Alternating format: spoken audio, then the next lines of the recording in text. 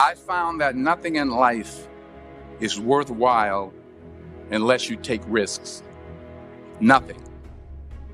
Nelson Mandela said, "There is no passion to be found playing small and settling for a life that's less than the one you're capable of living."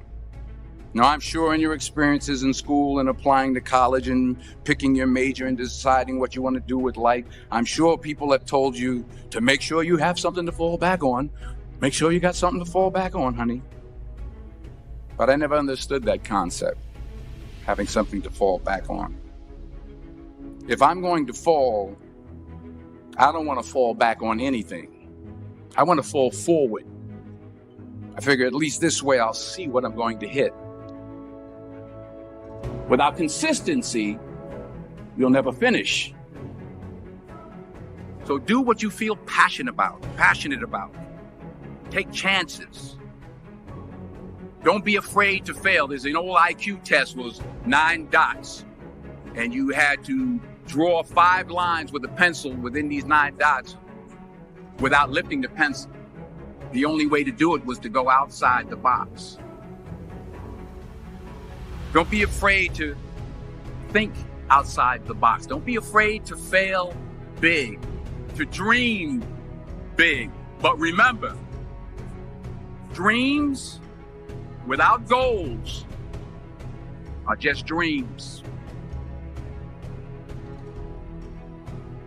Reggie Jackson struck out 2,600 times in his career, the most in the history of baseball. But you don't hear about the strikeouts. People remember the home runs. Fall forward. Thomas Edison conducted 1,000 failed experiments. Did you know that? I didn't know that.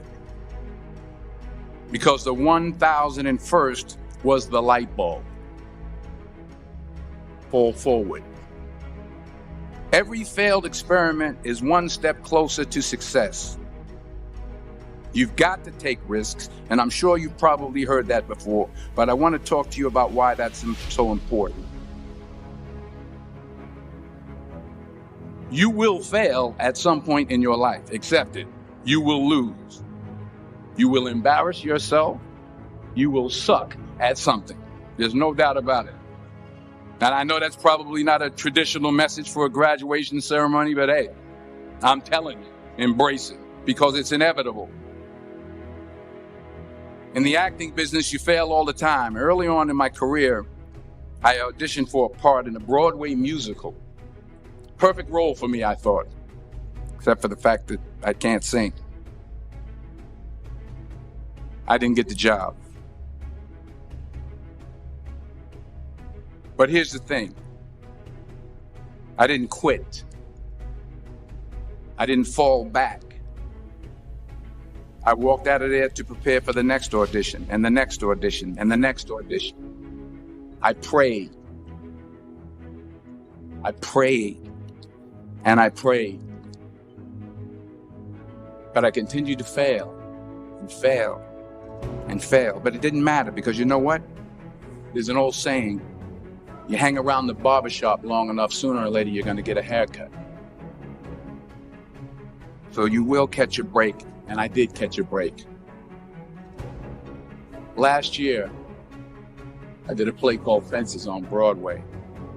But here's the kicker. It was at the Court Theater.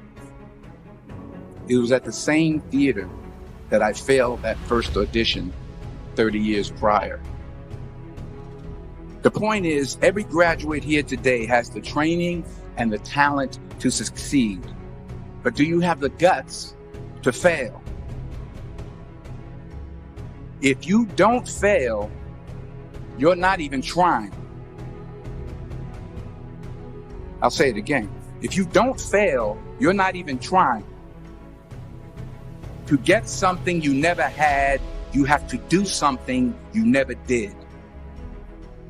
So imagine you're on your deathbed, and standing around your deathbed are the ghosts representing your unfulfilled potential. The ghost of the ideas you never acted on. The ghost of the talents you didn't use. And they're standing around your bed, angry, disappointed, and upset. They say we came to you because you could have brought us to life, they say. And now we have to go to the grave together. So I ask you today, how many ghosts are going to be around your bed when your time comes? I just got back from South Africa. It's a beautiful country, but there are places there with terrible poverty that need help.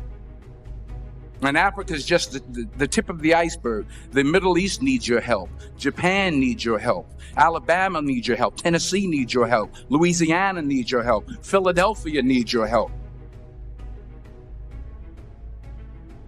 The world needs a lot, and we need it from you.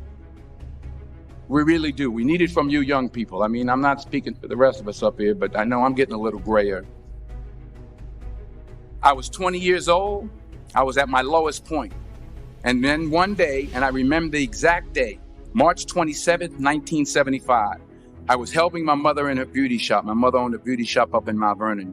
And there was this older woman who was considered one of the elders in the town. And I didn't know her personally, but I was looking in the mirror. And every time I looked at the mirror, I could see her behind me. And she was staring at me.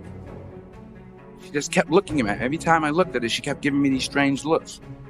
So she finally took the dryer off her head and she said something I'll never forget. She said, "Young boy, I have a prophecy, a spiritual prophecy." She said, "You are going to travel the world and speak to millions of people." And in the years that followed, just as that woman prophesied, I have traveled the world and I have spoken to millions of people through my movies. Millions who up till this day couldn't see me. Who up till this day I couldn't see while I was talking to them, and they couldn't see me. They could only see the movie. They couldn't see the real me. But I see you today, and I'm encouraged by what I see, and I'm strengthened by what I see. Because taking risk is not just about going for a job. It's also about knowing what you know and what you don't know. It's about being open to people and to ideas. The chances you take, the people you meet, the people you love, the faith that you have, that's what's going to define you. Never be discouraged. Never hold back. Give everything you got.